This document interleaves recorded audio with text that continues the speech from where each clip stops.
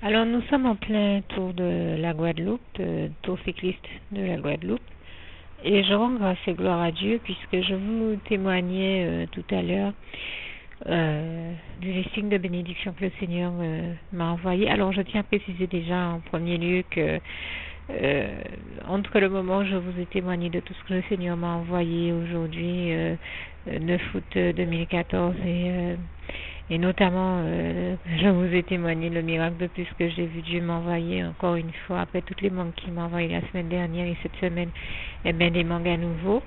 Eh bien, je rends grâce et gloire à Dieu qui m'a aussi envoyé cet après-midi des caramboles. Et je crois que la semaine dernière, je vous ai témoigné qu'une fois, il m'avait également envoyé des mangues et des caramboles. Il a encore fait l'exploit de recommencer cet exploit, enfin ce prodige, et je le dis là encore, toute la gloire revient à Dieu, à Jésus, à son Saint-Esprit. Mais une autre chose m'a beaucoup touchée, je crois que c'était samedi dernier justement, je cherchais à regarder comme à mon habitude les émissions chrétiennes du samedi qui passent sur l'un des canaux locaux, mais au lieu de tomber sur ces émissions, je suis tombée sur une émission en rapport avec le tour cycliste et où il y avait des pronostiqueurs et des journalistes sportifs qui parlaient du tour. Et j'étais bien embêtée parce que je dormais encore quand Dieu a mis au cœur de ma voisine de venir frapper à ma porte pour m'envoyer des mangues. Et j'étais un petit peu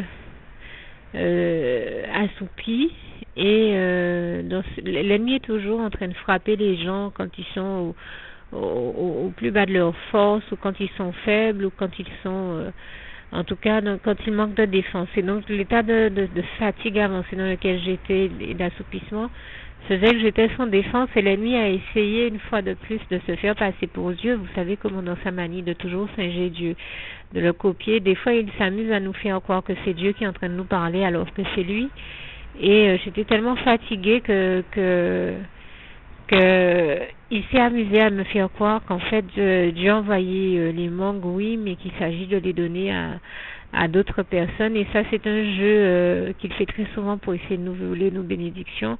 Dieu nous envoie des bénédictions et le diable essaie de voir s'il va nous amener à être dans un tel degré de sensiblerie et nous prendre par les sentiments, puisqu'il sait très bien que les chrétiens ont bon cœur, qu'ils sont bons, donc il s'amuse des fois à voir si il va réussir à nous voler nos bénédictions et abuser de notre bonté en nous conduisant dans la mièvrerie. Et donc il était en train de s'amuser à essayer de me faire croire qu'il faut absolument que je donne ces bénédictions à quelqu'un d'autre. Et j'aurais été capable de le faire parce que j'ai le désir en moi, comme tout chrétien, d'être un instrument de bénédiction entre les mains de Dieu pour les autres. Sauf que là, le Seigneur m'a rapidement fait savoir que ce n'était rien d'autre qu'un piège de l'ennemi qui cherchait une fois de plus à me voler mes bénédictions. Et j'ai entendu le Seigneur me dire, c'est un piège. Et c'est vrai que je l'entendais me dire, c'est un piège de l'ennemi, c'est un piège de l'ennemi, je rends grâce et gloire à Dieu. J'entendais ça à mon oreille et puis quand je me suis mise à regarder, c'est-à-dire que je cherchais à voir les émissions chrétiennes précisément pour entendre la voix de Dieu, mais Dieu a fait l'exploit quand il a vu que je me suis mise devant la télévision et que malheureusement pour moi il n'y avait aucune émission chrétienne par le biais de laquelle je pouvais entendre sa voix. Et bien il a fait l'exploit de prendre le contrôle d'un des journalistes sportifs qui commentait la course bon, lui, il commentait sa course, ne se rendant pas compte que le Saint-Esprit l'avait saisi pour me parler à travers lui. Et je dis vraiment toute la gloire revient à Dieu, à Jésus et au Saint-Esprit. Merci, merveilleux Saint-Esprit chéri d'amour. Je te rends ici grâce et gloire. Ça a tellement touché mon cœur qu'une semaine plus tard, j'en frissonne encore et j'ai trouvé tellement beau ce que le Saint-Esprit a fait pour moi qu'il a pris le contrôle de ce journaliste sportif qui s'est mis à lui pendant il parlait de la course, il s'en rendait pas du tout compte que c'était Dieu qui parlait en lui par la voix de son Saint-Esprit le Saint-Esprit s'est mis à dire en lui attention, c'est un piège, À peu près quelques secondes après que j'ai entendu Dieu me dire c'est un piège. Et j'entendais Dieu me dire attention, c'est un piège. Et j'entends le journaliste sportif qui dit attention, attention, c'est un piège. Mais lui, il parle de quelque chose qui se passe dans la course. Mais Dieu est en train de me confirmer que c'est bien un piège de l'ennemi, qu'il ne faut pas tomber dedans. Et j'ai dit dans mon cœur, Seigneur, si c'est toi qui es en train de me parler à travers lui, dis-moi à travers lui qu'il faut absolument que je les garde, ces membres que tu m'as envoyés. Et là, il se met à dire attention, il recommence attention, attention, c'est un piège, il faut absolument les garder. Comme je venais de demander à Dieu dans mon cœur de me dire, de lui faire me dire ça pour me donner un signe de confirmation, et le gars se met à dire oui, oui, il faut absolument les garder, c'est un piège, ne tombez surtout pas dans ce piège. Mais vraiment, j'ai tout de suite compris que c'était Dieu, et puis Dieu a continué à parler en lui, mais je vous dis pendant au moins 30 bonnes minutes, il a parlé de bien d'autres choses, et j'ai vraiment vu que c'était Dieu qui me parlait, parce qu'il était en train de me parler de choses qui sont en rapport avec ma vie. Ça a duré beaucoup plus longtemps que juste le fait de me dire ça. Et donc je me suis vraiment rendu compte que c'était vraiment Dieu, parce qu'il a parlé de d'autres choses en rapport avec ma vie, des détails que Dieu et moi seuls, nous sommes les seuls à connaître. Hein. Je pense à ce petit panneau de Facebook qui dit ce que Dieu sait sur nous et de nous est bien plus important que ce que les autres peuvent savoir ou en penser, puisque Dieu seul connaît bien des vérités. Dieu seul sonde les reins et les cœurs. Dieu seul connaît les reins et les cœurs. Dieu seul agit dans les reins et les cœurs, et toute la gloire lui en revient.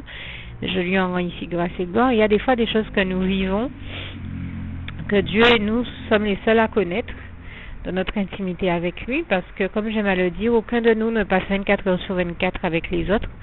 Donc nous ne savons pas ce qui se passe dans la vie des autres, puisque nous ne voyons pas ce qui s'y passe 24 heures sur 24, comme eux-mêmes ne savent pas ce qui se passe dans nos vies.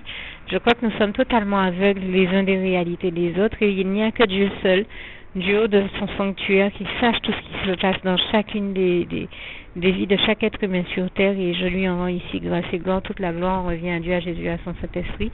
Et c'est bien pourquoi il était donc le seul à pouvoir me parler des éléments qu'il a mentionnés à travers ce journaliste sportif, pour me bénir. Et je le dis là encore, toute la gloire revient à Dieu, à Jésus et à son Saint-Esprit. Et puis je vous rappelle pour info qu'il m'est déjà arrivé de vous témoigner d'avoir vu la gloire de Dieu comme ça, me parler à travers diverses émissions télévisées, prendre le contrôle de la radio pour me parler.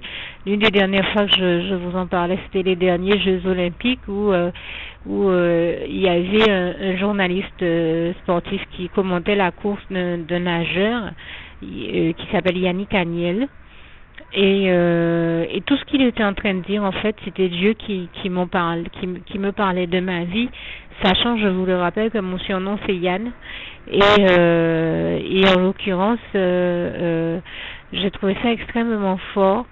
Et voilà un moment encore où j'ai vu Dieu prendre le contrôle d'un journaliste sportif pour me parler d'éléments de ma vie. Et de ma vie, ce n'était franchement pas le seul moment de ma vie où c'était déjà arrivé. Là encore, pour mémoire, je viens de me rappeler que quand le moment de mon baptême est arrivé, Dieu a pris le contrôle des animateurs à la télévision, qui s'est mis à dire voilà, il y a une jeune femme qui vient d'allumer la télévision.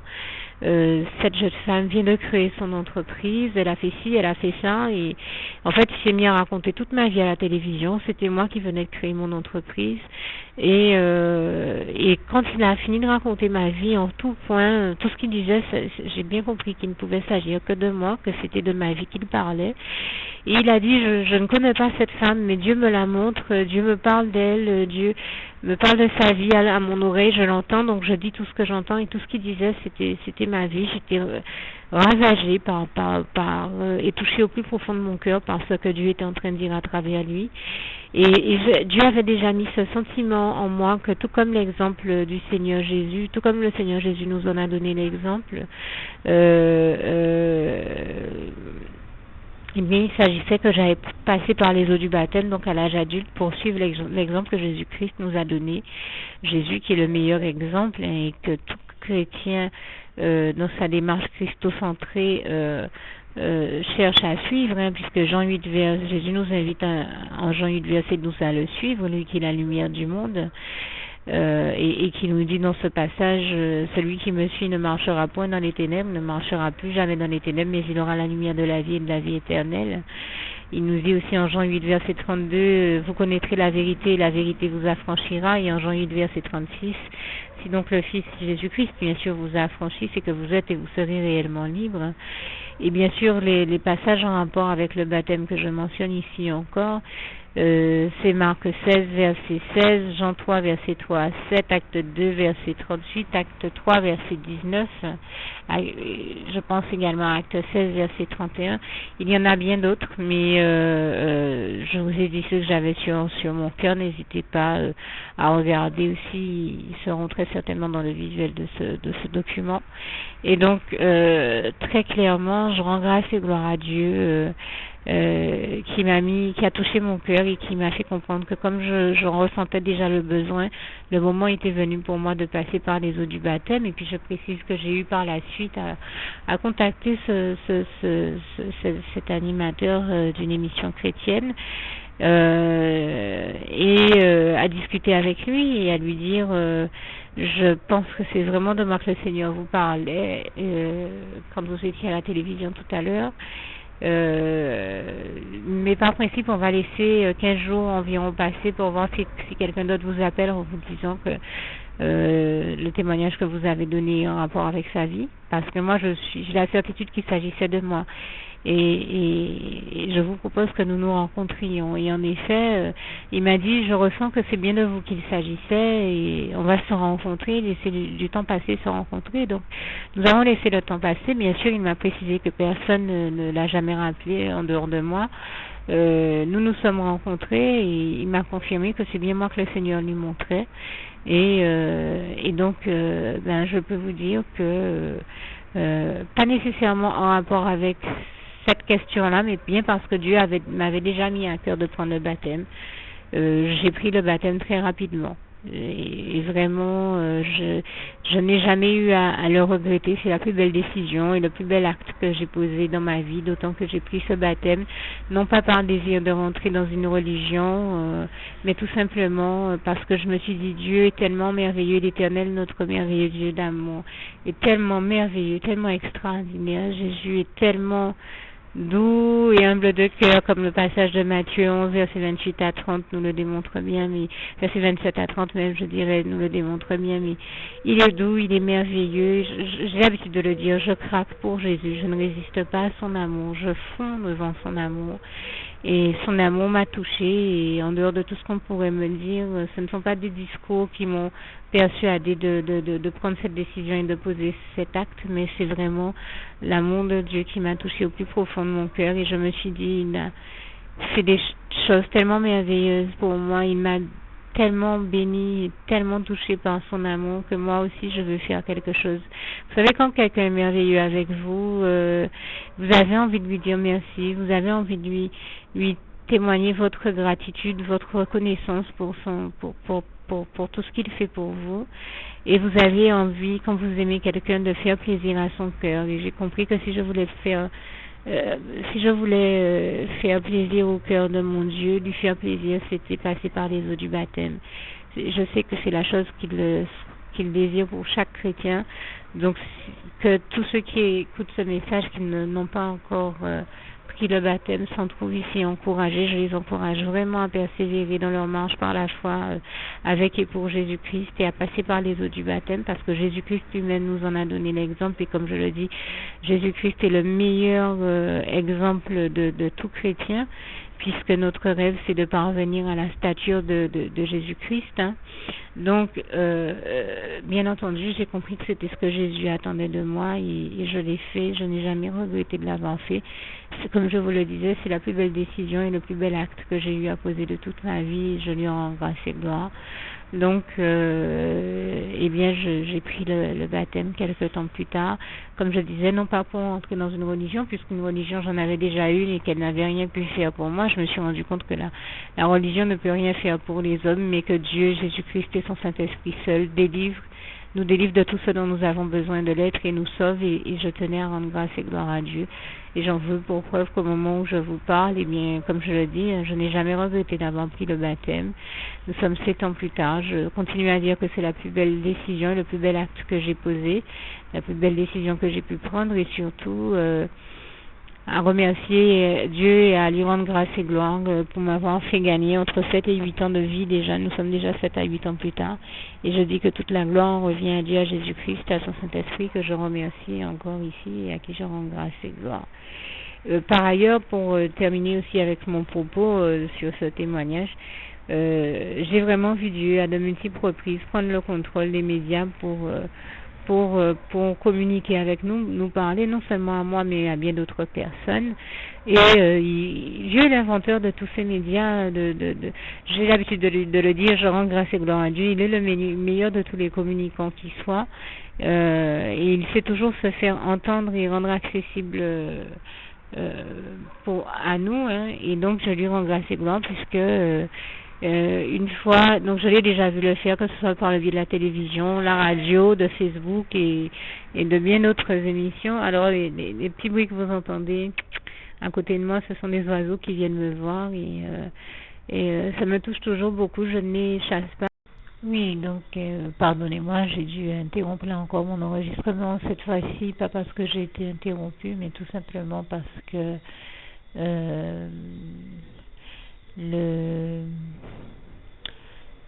tout simplement parce que le disque dur de mon enregistreur était plein, donc il fallait que j'interrompe absolument cet enregistrement. Et j'aimerais tout simplement dire à quel point j'ai déjà pu constater la gloire de Dieu, à quel point je l'ai déjà vu à maintes et maintes reprises, comme je le disais, s'emparer de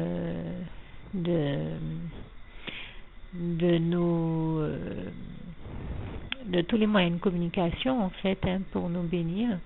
Et je tiens vraiment à rendre grâce et gloire à Dieu afin de communiquer avec nous. Et je donnais cet exemple que je sais qu'il m'est déjà arrivé de donner, en vous précisant avant d'en parler que donc vous m'avez entendu envoyer des petits bisous et vous précisez que en fait, j'allais le faire quand ça a interrompu, ça a coupé l'enregistrement. C'était des petits oiseaux amoureux qui venaient chanter tout près de moi et c'était donc le bruit de fond que vous entendiez. Des oiseaux qui se faisaient la course, c'est mignon comme tout, et donc je n'ose pas les chasser quand c'est comme ça, d'autant que leurs chants le matin sont tellement beaux pour nous réveiller que pour moi ce sont de vraies grâces de Dieu et je choisis d'en prendre soin plutôt que de les chasser. Et je remercie encore Dieu pour me les avoir envoyés parce qu'il nous les envoie, bien entendu, et toute la gloire lui en revient, c'est lui qui les envoie nous bénir, un peu comme des compagnons de route, en plus de d'autres animaux que Dieu dispose dans nos vies, tels que nos chiens de compagnie, pour nous bénir, et toute la gloire en revient vraiment à Dieu, à Jésus, à son Saint-Esprit. Donc pour revenir au témoignage que je vous donnais, je vous disais tout simplement que je rends grâce et gloire à Dieu, parce que j'ai déjà beaucoup vu Dieu se saisir donc de tous les médias pour communiquer avec nous, tous les voies et moyens de communication pour nous bénir, communiquer avec nous, à telle enseigne que je partage avec vous à nouveau un témoignage que j'ai déjà eu l'occasion de donner. J'ai vu Dieu un jour alors qu'un événement nous avait éloignés l'un de l'autre, un frère en Christ et moi-même, alors que nous nous aimions beaucoup et nous aimons beaucoup. Jésus a voulu nous réconcilier et je lui rends grâce et gloire. Et alors le frère en Christ m'a témoigné après que c'en est allé au point que Dieu a pris le contrôle de sa radio. Et vous savez, sur les radios de maintenant, vous avez du texte qui défile en vous disant par exemple vous êtes sur telle radio de telle fréquence. Et en fait, au lieu que ce soit ce texte qui s'affiche, le texte qui indique sur quelle radio et quelle fréquence il était, ou quelle longueur d'onde il était, le Seigneur Jésus a fait défiler un message qui lui disait appelle Yann en fait. appelle Yann et je pense qu'il y avait mon prénom, il y avait peut-être mon nom aussi, j'en sais rien. Il m'a précisé en tout cas que le Seigneur avait carrément écrit ça sur sa radio et qu'il avait également eu l'occasion également de voir auparavant un gros camion passer devant lui avec deux mains l'une dans l'autre qui disait quelque chose avec un message écrit en dessous du genre « Faites la paix ». Et donc tout de suite, il a compris que Jésus voulait qu'on se réconcilie et qu'il fallait qu'il m'appelle. Et bien sûr, grâce et gloire sont rendues à Dieu qui m'a mis à cœur de l'accueillir correctement quand il m'a appelé en toute bonne intelligence et amour fraternel, et toute la gloire revient à Dieu, à Jésus et à son Saint-Esprit. Je lui rends vraiment grâce et gloire parce que Jésus est celui qui cherche toujours à rétablir la paix, à nous maintenir dans l'unité de la foi en Jésus-Christ, comme il est écrit en Éphésiens 4, versets 12 à 16. Et aussi dans son amour, sa paix, sa joie, sa lumière et la justice de Dieu et toutes les bonnes notions et valeurs de la vie qui nous viennent de Dieu. Et je le disais tout à l'heure, je rends grâce et gloire à Dieu qui le fait déjà à notre niveau, entre frères et sœurs en Christ, entre chrétiens et partout où c'est possible d'ailleurs sur terre. Entre chrétiens, j'en veux pour preuve que vous avez même sur Facebook un groupe de chrétiens qui s'appelle le groupe des réconciliés par Jésus, et je rends grâce et gloire à Jésus pour cela. Mais aussi, je disais, Jésus est celui qui rétablit la réconciliation et la paix partout où c'est possible sur terre, à telle enseigne là encore que combien de fois il nous est arrivé de prier pour des peuples qui s'affrontaient dans des guerres pas possibles. Nous entendons cette réalité-là très souvent. Il nous suffit juste d'allumer la télévision pour entendre nos actualités que telle ou telle région du monde est en guerre contre telle autre, telle ou telle nation est en guerre contre telle autre. Et donc je rends grâce et gloire à Jésus qui vient remettre la paix et réconcilier les peuples et les populations et les nations entre elles, et toute la gloire revient à Dieu, à Jésus et à son Saint-Esprit. Et je dois témoigner que ça m'est déjà arrivé. Il y avait la guerre d'Irak, il y a eu d'autres guerres pour lesquelles nous avons été des milliers de personnes à souhaiter que les gens arrêtent de se taper dessus et en viennent vraiment à faire la paix. Et je rends grâce et gloire à Jésus qui chaque fois a exaucé nos prières à tous et a rétabli la paix et a fait cesser la guerre. Toute la gloire revient à Dieu, à Jésus-Christ, à son Saint-Esprit. Et je parle ici en particulier de Jésus-Christ, puisque nous savons qu'il est écrit en Ésaïe 9, versets 5 à 6, que Jésus-Christ est notre prince de paix.